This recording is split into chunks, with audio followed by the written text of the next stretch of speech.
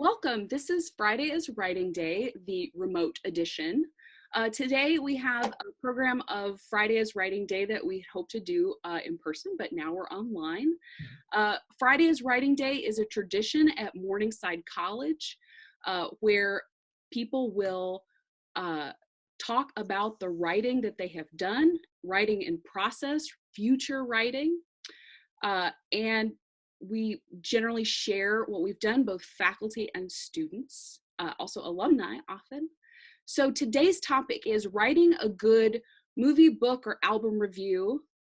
We're going to talk about the ways that good reviews work and what they do for people.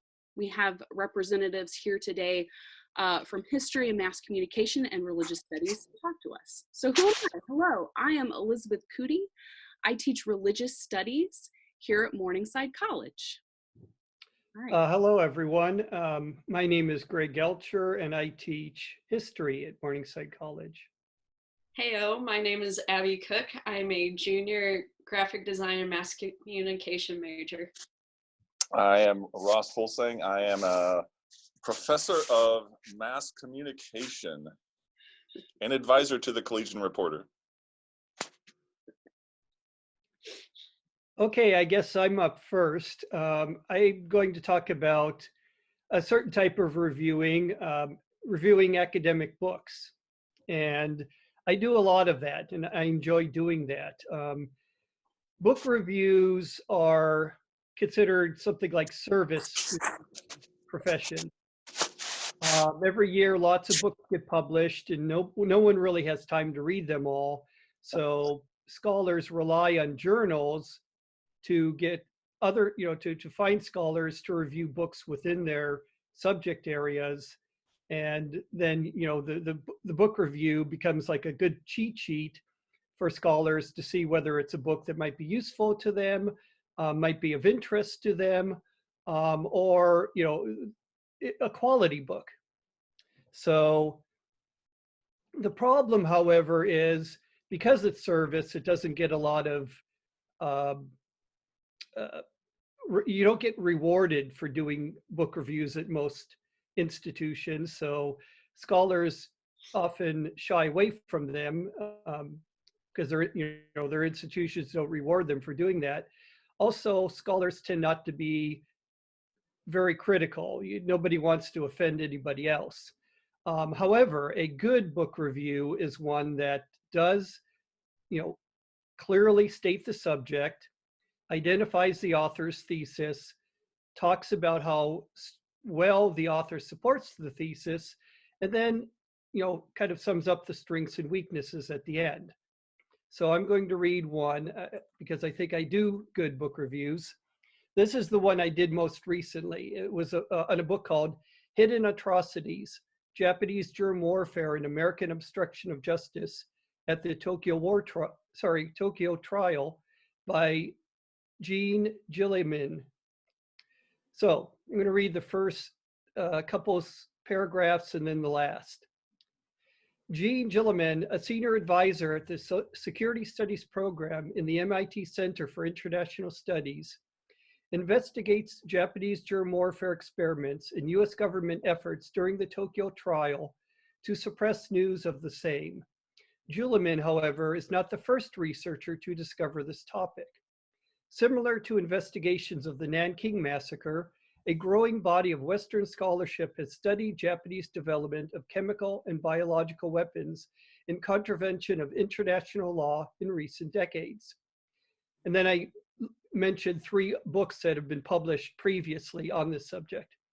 Gilliman's meticulous use of newly disclosed archival materials, however, adds valuable new insights. That Japan committed war crimes involving germ and chemical warfare is well known, at least to scholars. So too are American efforts to obstruct justice at the Tokyo trial by burying evidence of Japanese wrongdoing. But the atrocities at the heart of the matter, which could turn the factual record into a truly compelling story, get slighted in Gilliman's account. Rather, hers is more appropriately an account of the Tokyo trial, with Japanese germ warfare as a case study in the difficulties of bringing justice to bear in a world rushing headlong into the Cold War. And now I'll skip to my conclusion. Juliman is a prodigious researcher whose book is worth reading by both scholars and concerned scholars alike. She details well both the conscious efforts by American authorities to conceal the Japanese record of biological and chemical war crimes and the lesser-known structural failings of the trial process. This volume could have benefited from careful editing, however. The linkages between Japan's actual war crimes and the trial process and the cover-up should be clearer. More frustrating is the inclusion of factual data that borders on the trivial. For instance, that US Associate Prosecutor David Sutton went jewelry shopping for his wife, but otherwise did little sightseeing in Tokyo. Or that temperatures were in the 80s when he flew to Nanjing to interview witnesses. Juliman's account is replete with such odd anecdotes. Still, the fault lies with the editor as much as the author, and fortunately, such distractions do not compromise the overall argument of the book. Thanks, Greg. So what I noticed about this is the way that your review actually does do the things that you like to see in a review, which is you give a little bit of criticism there that is nonetheless useful for me as a potential reader, right? I want to know if there's going to be all this extra information about temperature in there rather than, you know, I want to know that there's going to be some parts I could maybe skim, even if there's good archival material in there. It was really frustrating the way there was all this strange anecdotal information in there. It reminded me of when, you know, we write people who write a dissertation, you've accumulated all that evidence, and when you sit down to write, you don't want to lose anything because you worked so hard to get it. Sure, absolutely. Yeah, well, it reminds me too of sometimes when I maybe wander off in class and tell just a story that's too good not to tell, that maybe wasn't quite to the point at hand. Right. I mean, you know, who doesn't? Who does that? Who really? You do that? No. It's just me. But okay, this is great. All right, thank you so much, Greg. That was great. So Abby, tell us about your review. I heard it caused a bit of a stir. So my review is over the recent Post Malone album, Hollywood's Bleeding. I tend to review both music and TV, a little bit of movie as well, going back and forth. But unlike Greg, I'm not afraid to really tick off people in that regard. I'm just telling the truth about what I think, and also what I think other people are going to feel about it as well. You know, just say, hey, this is what's going on in this album, what's going on in this TV show, what's going on in this movie, and then give them a little ranking where I think it is as well. So I'm going to try the share screen thing just to show everything with it. Scholars get ticked off about different things, Abby. Could I interject a moment? My problem is I am not afraid to critique other authors, and I've gotten in trouble for it.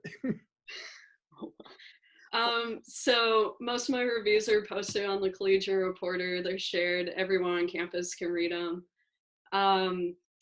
So this review in general was interesting to me because I got stopped by Alex Waters on campus, and he's like, man, I cannot agree with your review. I was like, that's cool. Everybody has their own opinion. I think that's what makes reviewing great.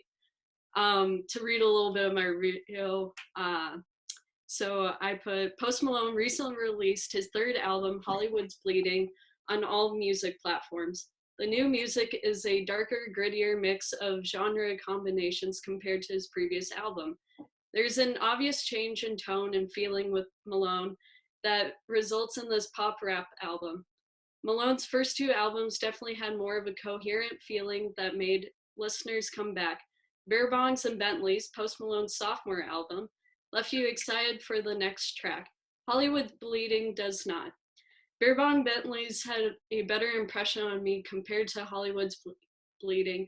I believe this is mainly because of the number of bangers and better production in the sophomore album. Earbongs and Bentleys had me finding something new that I liked with each lesson that Hollywood's Bleeding didn't give me. Hollywood's Bleeding feels darker as soon as you hit play. Trap beats are deeper melodically, and Malone leans hard into his moody punk theme. Mixing of the two genres sometimes works with some of the tracks, like On the Road. And then from there, I kind of break apart which songs I liked, which ones worked, which ones didn't work for me. And then skipping down towards the end, I kind of wrap it all up saying, I think you might like it, might not, give it a try kind of thing. The album is one that people can give a listen through once or twice to see what tracks they enjoy. The top 3 for me that stood out were Allergic, Take What You Want, and Goodbyes. Most of the other tracks were okay or forgettable, but the album as a whole isn't terrible. Hollywood gets 5 out of 10 Ozzy Osbourne features. And usually with that last part, I try to find something goofy from an album or a TV show, a movie that kind of stands out and can give a little bit of humor right at the end. Sure. Great. Well, that's awesome. I hear that Ross has some thoughts about about reviews in general, but About Post Malone. Yeah, well, about Post Malone in particular, right? But okay, so Alex Waters talked to you about this review. Have you ever had other kind of reactions to your reviews, Abby? It really, I can kind of see the reaction with like social media and stuff just after sharing it. I've been in charge of sharing most of the reviews or the stories from the Collegian Reporter to online, so I can kind of see how people are receiving the said review. And my mom is my biggest critic of my reviews. She tells me whether or not it's a good one. And then She a big Post Malone fan? I think she's kind of on the same boat as you. Oh, okay. Yeah. And then also just friends who read the reviews that I put out tell me, hey, I kind of feel the same thing as you. I kind of feel like this movie was weak in this area. This album was weak in this area, but I totally disagree with how you feel about this. I totally disagree how you feel about that. And it's like, I respect your opinion about it. You know, here's an opportunity for you to write your own review, share your own feelings about it. And I know that it kind of came up when Mari posted a review about The Circle, and I was like, I just can't get on board with supporting watching The Circle because it's just stupid reality TV. Well, so you participate in the controversy as well. I love it. Yeah. All right, Ross, tell us about your review theory here. So are you a musician, Abby? I played saxophone at one time. Okay. I mean, one of the things I've been teaching feature writing since I got here, and one of the things that I've been doing that whole time in feature writing is having students write reviews. And I think one of the first things I have to kind of get them over is that they don't have to be experts. They don't have to be musicians. They don't have to be artists. They don't have to be filmmakers to be able to critique a film. And that's a little bit different from Greg. Obviously, Greg, you do have to be an expert in your field to get the audience to the audience credibility, reader credibility, to that your opinion is a good one or a credible one. With the newspaper, with the CR, it's mostly about here's one reviewer's response, measured against your own. We also talk about Siskel and Ebert, if that means anything to anybody, I don't know. But reviewers that people recognize and know and respect, that it takes time to build that respect and that credibility with readers. The other thing that's kind of interesting in listening to both you and Abby, and I don't do a lot of reading of scholarly text or critiques of scholarly text, but you're doing exactly the same thing I tell my music reviewers and film reviewers to do. First of all, a good opening, a good beginning. I mean, with newspaper writing or media writing, the lead, you have to get people's attention quickly. And then there's usually, you come back to that in the closing, you come back to that at the end.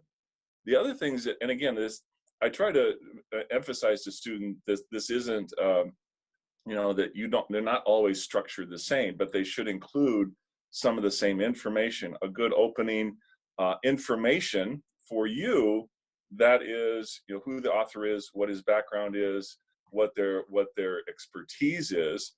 For Abby, it's like, who's Post Malone, what album is this, when did it come out, that kind of stuff. So you include some information, and then you use some identification, like who the artists are, who the editors are, maybe for you, who's published the book. And again, that's information that people need. If you're doing a Netflix review, it's on Netflix, stream it now. If it's on ABC, it's on Tuesday nights at 8 o'clock, that kind of stuff for people to have access. If you're doing a film or television, you usually include a summary or a synopsis of what happens. And then then the rest of it is opinion. What do you like? What do you dislike? I usually tell students to emphasize one aspect that they think is good, what stands out, or what do you most dislike about something. I think with your book review, it was all those unnecessary details that were in there. Why is that? Then you focus on that. And again, as I was saying before, one of the things I tell, or I haven't been telling readers just because I forgot, is you want to emphasize for readers why they will like something, not so much why you liked it, but why they will like it. And I think with you, again, it's that aspect of saving people time or saving people money. Don't buy this book, don't buy this album, or don't waste your time watching this kind of thing. I would also say one of the things that I've run across recently, and this doesn't necessarily pertain to you or Abby, but one of the interesting things I've found with readers who are reviewing television now and reviewing streaming stuff is that they're not, and this just dawned on me a couple of weeks ago, they're not talking to the correct audience. Like Mari reviewed, I think, the second season of something, and she was talking to other fans of that show, saying, this happened and this happened. And for people who haven't seen the first season, they don't know what she's talking about. And that whole review is not going to have much effect. So I'm trying to get them to think about writing to people who haven't had the same experience that they have, who haven't seen the show, and they have to, why would they be interested in watching this show? Why would they be interested in watching the first season, investing that much time in a first season, and then going on to a second season? And just for the record, Elizabeth, when you were talking at the beginning of this, you said you were going to have us all read something, and I did not have anything, but I quickly dug around. Hey, surprise! I found a music review or an album review that I wrote in 1982. It's a historical document. Fantastic. It is a historical document, and this is, by the way, I had no training whatsoever in reviewing at the time, and reading over it, it looks like I kind of included all the stuff that I was supposed to. But unfortunately, it's an album that I would never, ever in my life listen to again. Okay, shoot, hit it. Hit it? Hit it. Well, part of the reason I would never listen to this ever again is because it's a Ted Nugent album. Oh. Greg going, oh no. But it was a self-titled album that pretty much probably disappeared as soon as it came out in 1982. It's just the lead, or the first sentence, is Gonzo Ted is back. It's a relief when one of your favorite artists comes back strong after a string of failures. Ted Nugent's latest album, simply titled Nugent, is a redeeming work considering the artist's other recent efforts. So again, I'm just basically saying it's an improvement. Whether or not it was, I don't even remember. I'd have to go back and find it on Spotify. I did one. This is from the middle. It says Nugent's subject matter has changed slightly on this album. He wrote and arranged all the songs himself. Gone are the crudeness and sleaziness that marred State of Shock, Weekend Warriors, and the abysmal live album Intensities in 10 Cities. I do remember that. It was awful. Do you remember that one, Greg? You probably played that on the radio back at University of Illinois, didn't you? Well, College of Worcester, my undergrad days, yes. Well, you went to University of Illinois was grad school? Yes. Okay. So what was your undergrad? College of Worcester in Ohio. Okay, I did not know that. All right. And then the last paragraph, just to sort of bring it back kind of the beginning, Nugent hasn't rid himself of his Street Fighter image or his gun fetish. Even 30 years later, he has not gotten rid of his gun fetish. However, the cover photo shows Ted, black leather jacket and all, wearing brass knuckles. Some things never change. So some things do never change. He is still that same dumbass. And I can say dumbass. So there you go. As you can. Well, great. Well, thank you so much for finding a review. I love it. So I have a review from just a couple of years ago that I did. So I wanted to talk about this because it's a piece of pop culture, but it's also for a scholarly purpose. So I did a review of Miss Marvel, the first volume of Miss Marvel, which is called No Normal, for a publication called Religious Studies Review.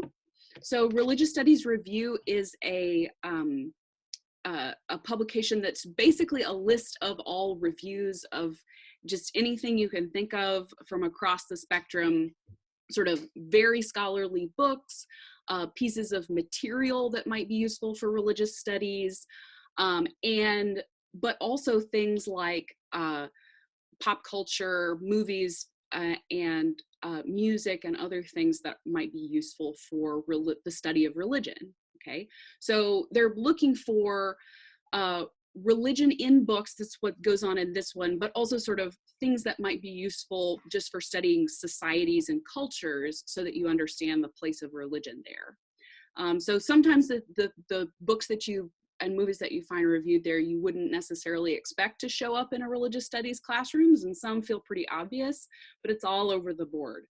So when I did my review of Miss Marvel, one, I had to pay attention to the way that comics are reviewed. So one of the things that we talk about in the study of comics, so this is one of the things that I do in my own scholarly work a lot, is the way that art is a driving factor in the comic itself, in all comics. And that's tough to get across in a text review, right? But you must pay attention to kind of how the art works within it. The temptation when doing comics is to kind of keep it only on plot or only about character, but we've got to get a little bit of art in there. And the way that Religious Studies Review works, these reviews are very short, so you don't have a lot of time to kind of get stuff across. So here I'm gonna do my share screen thing with you, and I'm gonna show you my review of Miss Marvel. Hold on just a second. All right, so this is the draft of it that I did. Notice, just like what Ross is saying, I've got some information about the book at the top, but Religious Studies Review, because they're so short, they let you shove it all at the very top of the screen.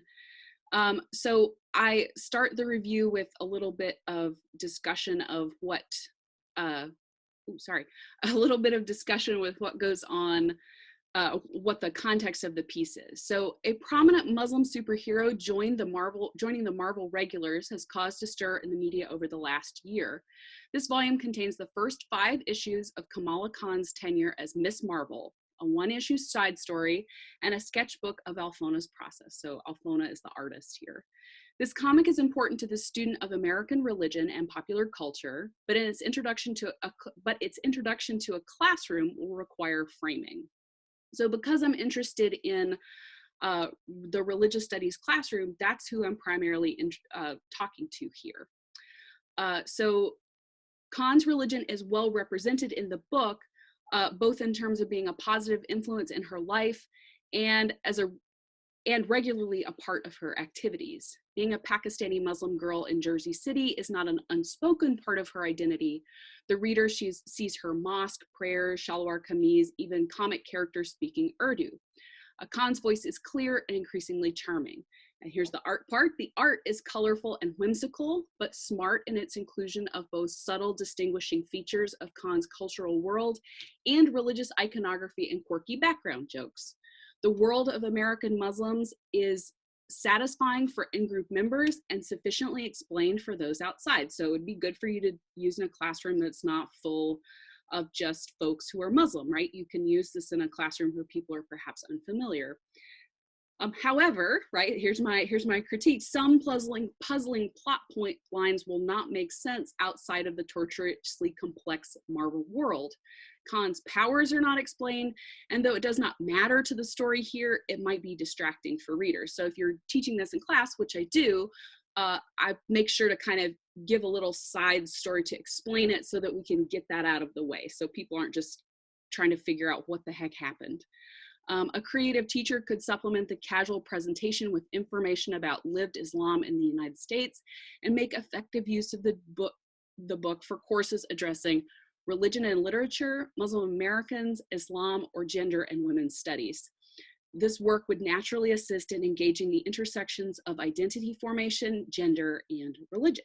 Okay, so this is a book that I think works in a classroom, that I want you to use in your classroom. And that I, think is something that would be fun for students to read to engage with this community. I'm not always complimentary. In fact, I was looking up a review that I did where I was not complimentary. There's a comic by Joe Casey that came out last year called Jesus Freak. And here's the critique I have of it. Just, I'll get down. I say, reading from a religious studies perspective, one feels the opportunity lost to set up a conversation between the values of Western understandings of Eastern martial arts. It's a Kung Fu Jesus book, I just have to say, and perceptions of Roman rule or biblical characters. The book appears unaware that these characters have other more interesting things to do in the original text. This text is not of particular interest for most courses on Jesus or Bible. What value it might have as an alternative take is better done by more daring books that either treat the gospel stories more closely or that take the character of Jesus to entirely new situations, like Punk Rock Jesus. So Punk Rock Jesus is another book that does some wild things with Jesus that I liked, that I wanted to include in here just to make sure people know, like, this can be done, right? That this is something that can be done. My primary critique of the other book is that it's just kind of boring, which is, terrible to say about a Kung Fu Jesus book, right? So when you're doing a review, I think we've all made it clear that doing reviews depends on sort of your audience, who you're speaking to, and what you want them to get out of it. Like Greg started with, this is a piece of service. So what service are we offering to people? And you're also, at least with I guess with both of yours, you're also, if you think about the authors for a second, the authors of Ms. Marvel and Jesus Freak, they aren't writing textbooks. No, they're not. That's right. You're doing something different in that, they're not going to really care if you like the book or if you think it's going to be a good teaching tool or not, because that's not what they intended. That's right. But you're doing something different as far as the author and the textbook itself. Exactly. Yeah, if Joe Casey finds my review, I hope he understands the context, right? I'm just saying this is not a book that would be very useful in a classroom. Obviously, that's not what he wrote it for. I mean, so if it serves its purpose and its original, with its original audience, that's great. But it doesn't serve my purpose. So, yeah. Or your other scholarly readers' purpose, or what you want them to use it for. Exactly. So yeah, it's maybe useful, but not for religious studies review. I mean, Alex Waters may like Post Malone, but other people need to know the hard truth, right? Yeah. I mean, everybody has their own interpretations on certain media, and it's really up to them to be the critique and final decision on whether or not they like something. Excellent. Well said. So thank you so much to all of you for being a part of this remote Fridays Writing Day. I hope it's been useful to people to see. I hope we ourselves have offered some sort of service to people as they go about their quarantined lives. So keep socially distant, wash your hands, and thank you all so much. Don't hoard toilet paper. That's right. So thank you all so much. Have a great week. Bye.